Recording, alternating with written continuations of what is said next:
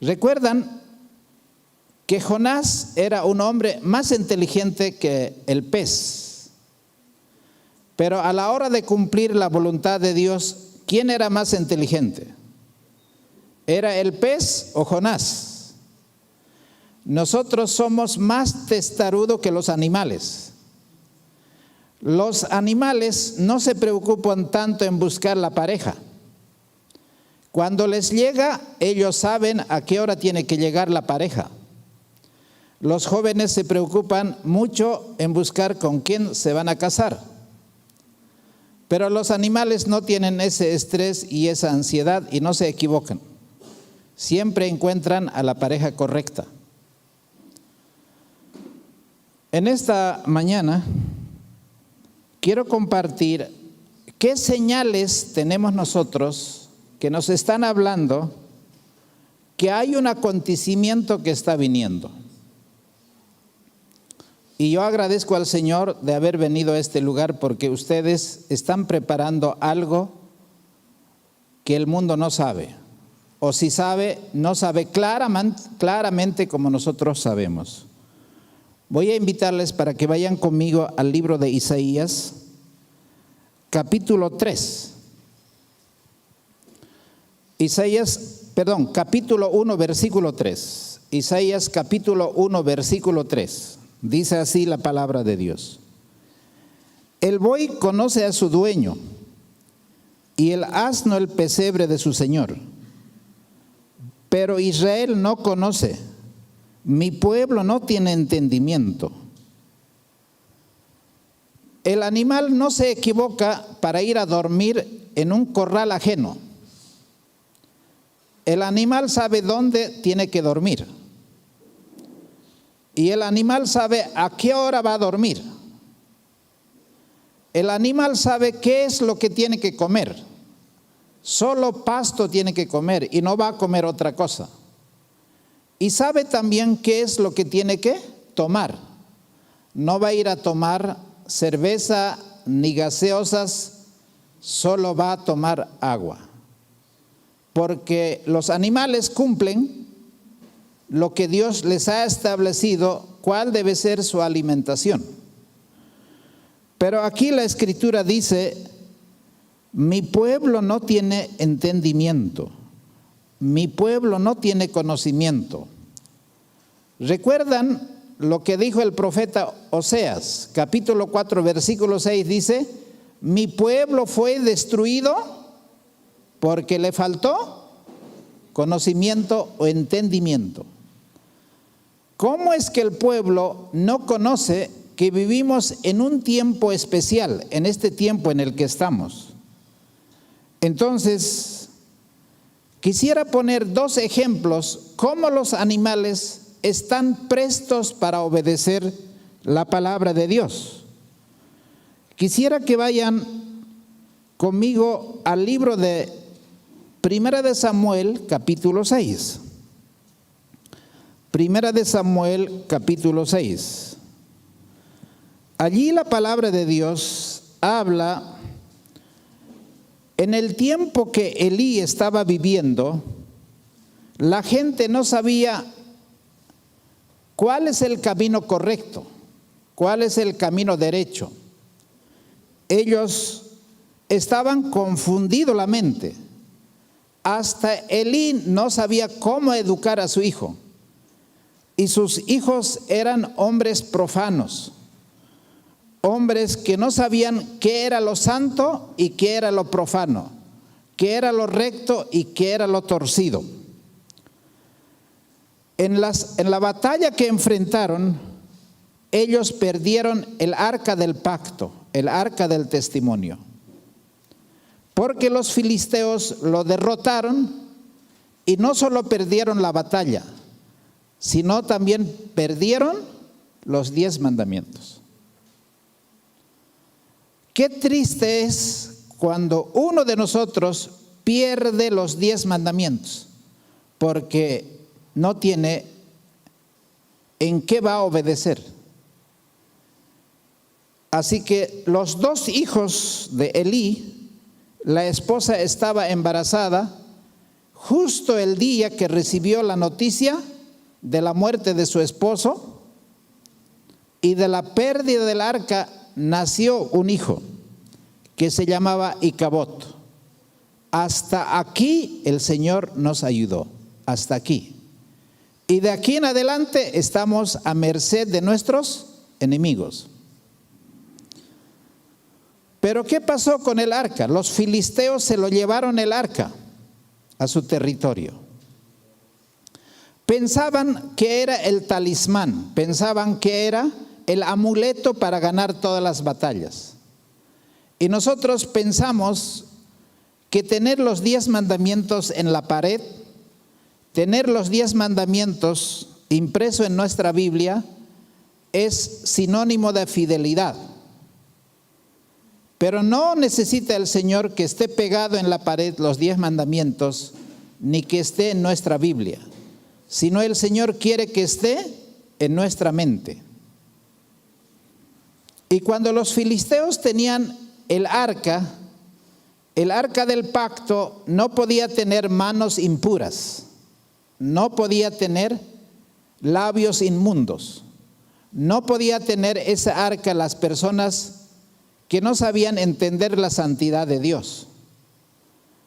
Y cuando colocaron el arca que contenía los 10 mandamientos en el templo de su ídolo, el ídolo principal apareció sin manos, sin cabeza y sin pies, solo el tronco. Y dijeron, ¿quién ha entrado en la noche para quebrar las manos y los pies y la cabeza del ídolo?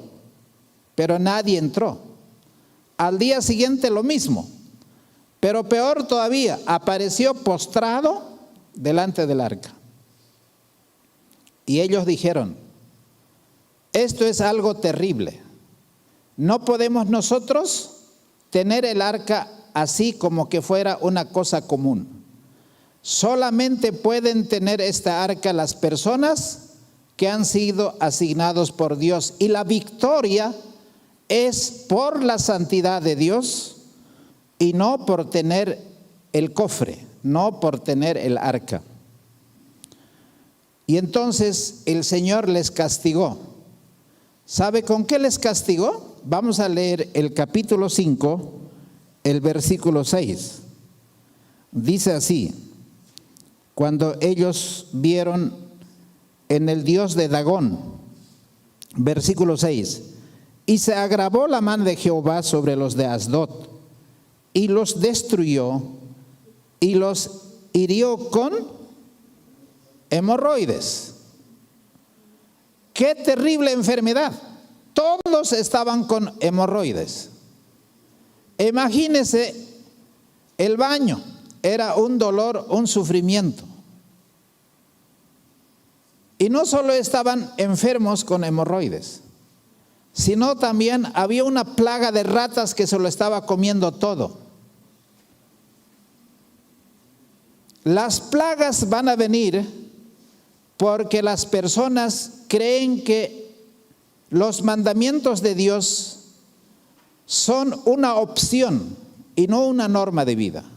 No es una opción, es una norma de vida. Y entonces ellos dijeron, tenemos que devolver el arca al pueblo de Israel. Pero ¿quién se anima a llevar el arca? No hay nadie. Entonces consultaron a sus adivinos, consultaron a sus sabios, y ellos dijeron, preparemos un carro y busquemos 2 vacas con sus crías. Vamos a poner el yugo y vamos a poner la carreta. En la carreta vamos a poner el cofre de los 10 mandamientos y a las crías lo vamos a traer a la casa, y si es de Dios, las vacas van a obedecer la voz del Dios de Israel. Y entonces en el versículo capítulo 6, versículo 12, dice así: Y las vacas se encaminaron por el camino de Bet-Semes. Iban por un mismo camino, andando y bramando, sin apartarse a la derecha ni a la izquierda. Y los príncipes de los filisteos fueron tras ellas hasta la frontera de Bet-Semes. ¿Cómo es que las vacas, teniendo los 10 mandamientos en la carreta, ellos obedecieron el mandato de Dios, caminaron directamente a donde tenían que ir? Job decía: pregúntale a los animales, ellos te van a enseñar. Ellos son más obedientes que cualquier ser humano, porque no hemos visto a una vaca borracho. No hemos visto a un caballo violador. No hemos visto que una vaca se haya trasnochado. Los animales cumplen la ley de Dios. En este caso, las 2 vacas llegaron, estuvieron, pasaron a otro sitio, seguían allí cargado, al final llegaron donde tenían que llegar. ¿Y sabe cuál fue la suerte de estas 2 vacas? Cuando llegó al término del lugar del pueblo de Israel, lo bajaron las personas de la tribu de Leví, esa arca, sacaron el yugo, bajaron la carreta, encima de una piedra sacrificaron las 2 vacas. ¿Cuál es el culto más agradable al Señor? Un sacrificio vivo, santo y agradable.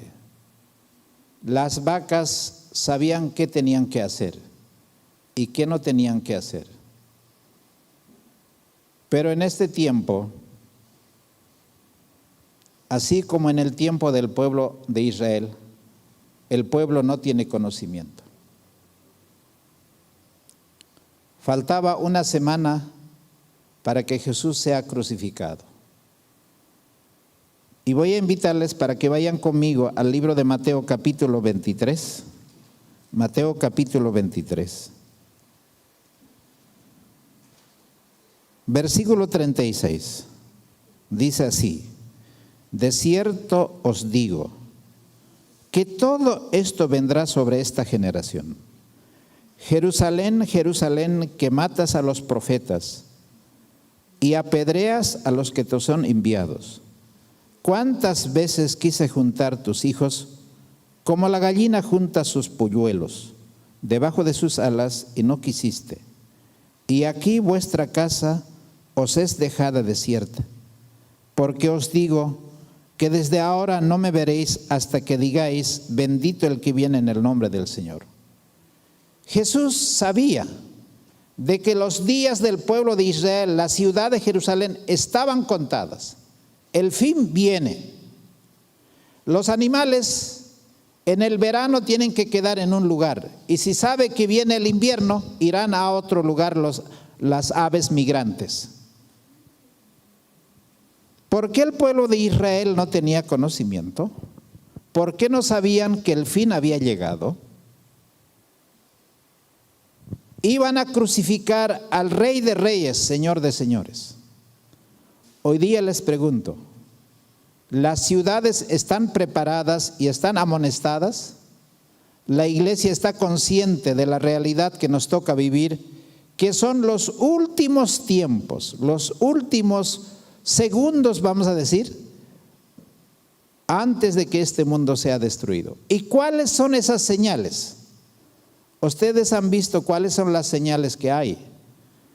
En los temas que me tengo que compartir con ustedes, les iré mencionando varias señales. Pero quisiera terminar leyendo una cita que está en Conflicto de los Siglos. El Señor dijo en Mateo 24: el versículo 15. Por tanto, cuando vieres la abominación desoladora que fue dicha por el profeta Daniel, que está en el lugar santo, el que lea entienda. Entonces los que estén en Judea huyan a los montes, y el que esté en la azotea no descienda a tomar algo de su casa, y el que esté en el campo no vuelva atrás a tomar su ropa. Ay de los que estén encintas y de las que amamenten en aquellos días. Orad pues que vuestra huida no sea en invierno ni en sábado. Agradezco al Señor porque aquí hay familias que se están preparando para lo que viene.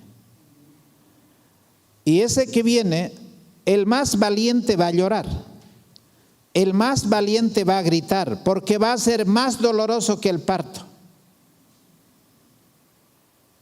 Y el Señor ha dicho a su pueblo que no estamos en tinieblas, tenemos la luz clara. Pero el Señor en su misericordia, a pesar de que crucificaron a Jesús, a pesar de que mataron a los discípulos, en la página,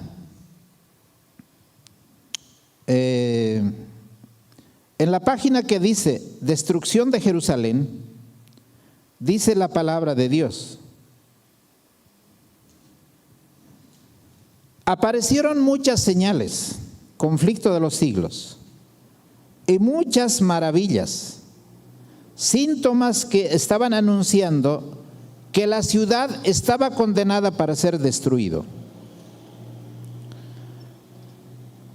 A la medianoche, una luz extraña brillaba sobre el templo y el altar, y en las nubes, a la puesta del sol, se veían como carros y hombres de guerra que se reunían para la batalla. ¿Qué veían los judíos en el cerco de Cestio Galo y en el cerco de Tito? En las nubes se veía carros de fuego que andaban apresurados para advertir, y escuchaban voces que decían: salgan de aquí, salgan de aquí. Pero ellos entendieron qué significaba eso. En el último terremoto que hubo en Turquía, recuerdan que murieron miles de personas, pero había un día antes, los perros estaban aullando sin motivo. Y la gente no sabía por qué los perros estaban aullando. Si ellos hubieran escuchado a los perros que algo terrible iba a venir a la ciudad de Turquía, podían haberse salvado. ¿Por qué los animales tienen mayor percepción? Cuando hay terremotos, los elefantes comienzan a fatigarse y comienzan a andar, y probablemente se alejan de los lugares donde va a haber el terremoto. Pero el hombre no tiene esa percepción, porque hemos perdido la sensibilidad que Dios nos ha dado.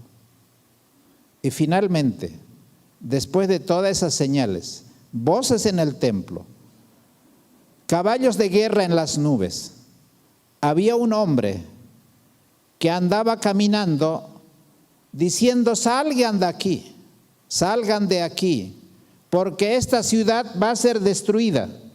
Y ellos veían a ese hombre como un mal presagio, que estaban dispuestos a matarlo a ese hombre, que durante 7 años recorrió continuamente las calles de Jerusalén, anunciando las calamidades que iban a caer sobre la ciudad.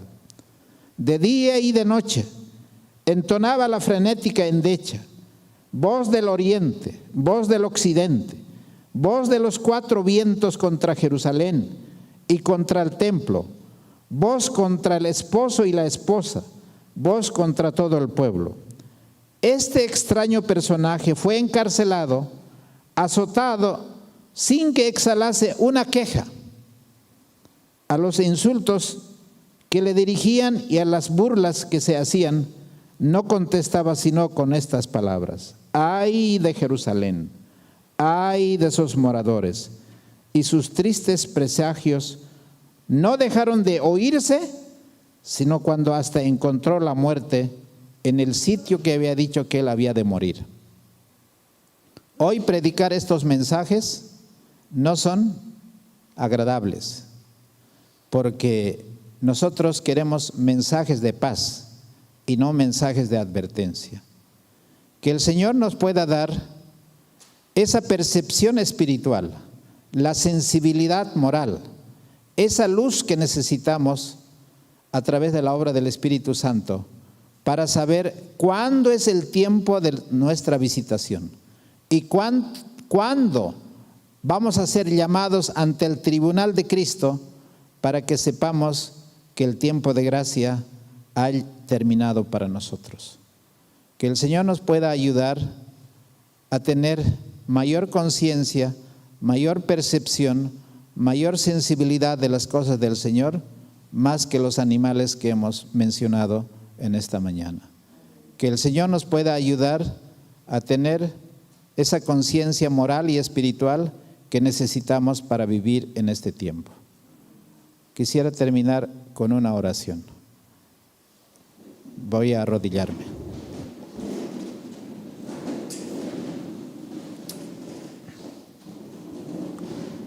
Oremos.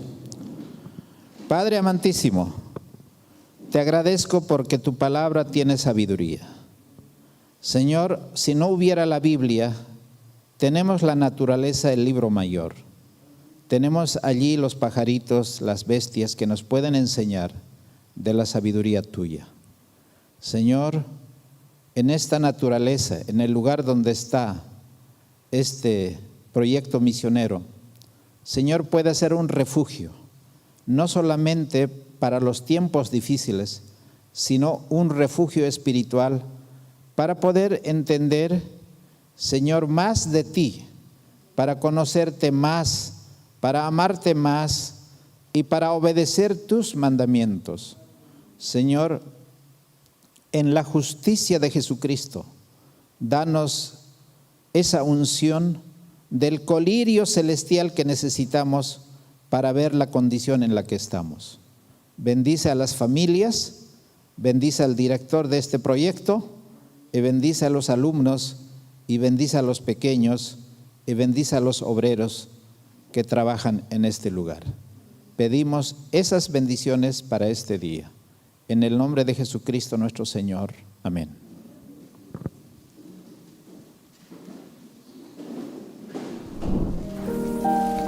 IAG, juntos avançaremos.